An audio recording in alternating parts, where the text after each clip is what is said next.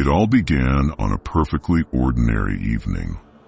Dinner in the kitchen, the smell of freshly brewed tea, and our son Jacob preparing for bed as usual. He was 6 years old and loved bedtime stories. That night, he asked me to read him a tale about dragons. "Dad, you promised to tell me about dragons," he shouted, peeking out from his bedroom. "I'm coming, buddy," I replied, setting aside the newspaper. I grabbed a book from the shelf and sat beside him on the bed. Jacob listened intently, his eyes wide with excitement as I read. When the story was over, he yawned and rubbed his eyes. "Good night, Dad," he murmured, already half asleep. My wife and I kissed him good night, turned off the light, and closed the door. Everything was as it always was. But around midnight, I woke up to a strange sound. It was soft but distinct, a scraping noise, like someone slowly dragging nails across a wooden floor. At first, I thought it was just the wind or our cat, but the noise continued, coming from Jacob's room.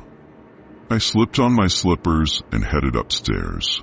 When I opened the door to his room, I immediately knew something was wrong. The bed was empty. The blanket lay crumpled on the floor as if he had gotten up in a hurry. His toys, usually scattered across the room, looked oddly arranged, almost like someone had moved them deliberately. "Jacob?" I called, my heart starting to pound. There was no answer. I crouched down to look under the bed, and that's when I saw the eyes. The eyes stared straight at me, glowing faintly in the dark. They were large, round, and far too big for a child. "Jacob?" My voice wavered, though I tried to sound steady. Under the bed shifted. A soft whisper came from the shadows. "Dad, it's so dark here." It was Jacob's voice, but it sounded off, too faint, with an eerie echo, as if coming from somewhere far away. I took a step back. My hands were trembling, but I mustered the courage to switch on the light. I looked under the bed again. Nothing, only dust and a couple of lost toys. The eyes were gone. Maybe I imagined it, I thought, trying to calm myself. I straightened the blanket on the bed and checked the window. It was closed. Deciding Jacob had likely gone to the bathroom or snuck into our bedroom, I stepped into the hallway. But something about the room felt wrong. The air was colder than it should have been, and a chill crept up my spine. Behind me, I heard it again. A creak. Soft, almost imperceptible, like someone had stepped lightly on the wooden floor. I spun around quickly, nearly losing my balance in the process. Jacob was standing by the window. "Jacob!" I exclaimed in relief. "What are you doing here?" But as I approached him, I realized something was wrong. His face was calm, almost expressionless, but his eyes, they weren't his. They were dark, impossibly deep, like two bottomless voids. "Dad, I'm cold," he said. The voice was right, yet not right at the same time. There was an odd undertone to it, something low and unsettling, as if an adult was mimicking a child's voice. "Where were you?" I asked, trying to keep my voice steady. He didn't answer. He just stood there, staring at me. I noticed his shadow stretching across the floor. It was too long, unnaturally so, twisting and moving even though the light was still. "You're not my son," I said, stepping back. He smiled. His grin was too wide, revealing teeth that were sharp and unnaturally white. "Then where is Jacob, Dad?" he whispered. I bolted out of the room, slamming the door shut behind me. I ran downstairs and woke my wife, shaking her by the shoulders. "We need to leave," I shouted. "What's going on? Where's Jacob?" she asked, startled. "That's not him," I yelled, my voice trembling. "There's something or someone in his room." She darted upstairs, but I blocked her path. From behind the door came laughter. It sounded like Jacob's, but it wasn't right. It was hollow, broken, like someone was imitating a child's laugh but didn't know how. "He's calling us," she cried, trying to push past me. "No, you don't understand. That's not Jacob," I shouted, holding her back. We stood frozen by the door as the laughter stopped. The silence that followed was suffocating. Slowly I turned the key in the lock and threw the door open. The room was empty. Jacob's bed and toys were still in place, but there was no sign of him anywhere. A week passed since Jacob's disappearance, but it felt like an eternity. The police found no evidence, no leads, no trace of him.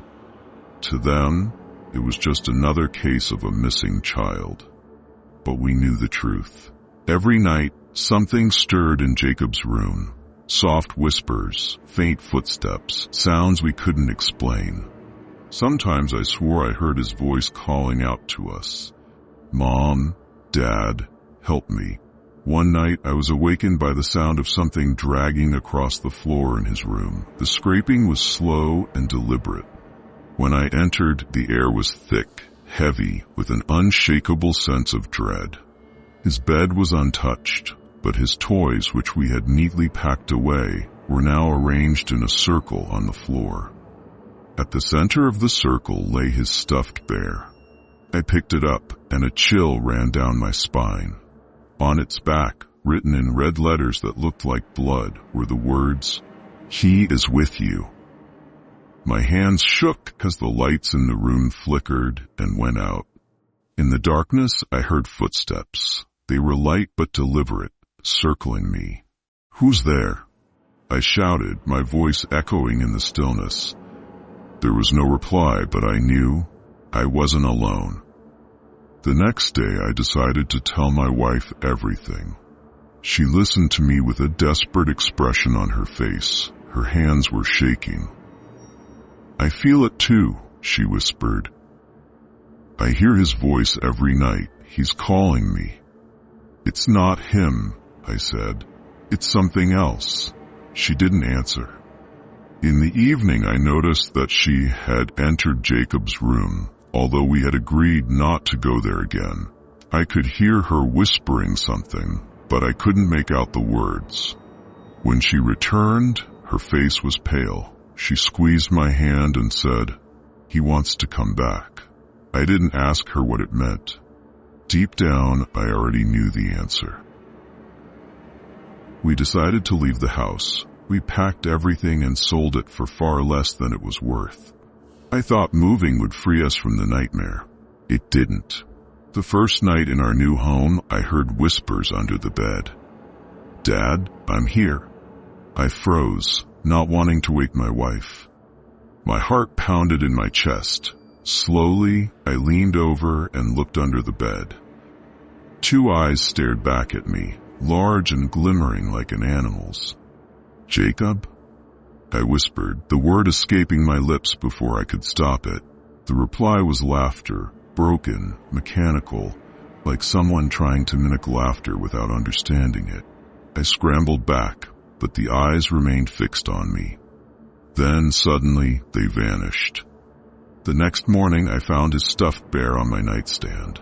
This time, the words written on it said, "You can't hide me." The whispers grew louder, following us wherever we went. The presence in our lives became undeniable. One night, I heard footsteps under our bed again. They were slow, deliberate, as though someone or something was crawling. When I leaned over to look, I didn't see eyes this time. I saw a hand. It was thin, too long, with fingers that bent unnaturally. The hand moved toward me, and I stumbled back, my breath caught in my throat. The whisper came again. "Dad, it's so dark here. Help me. I don't know what to do anymore. Jacob is gone, but whatever took him is still with us." Every night, the whispers grow louder, the footsteps closer, and I know someday it will crawl out from under the bed.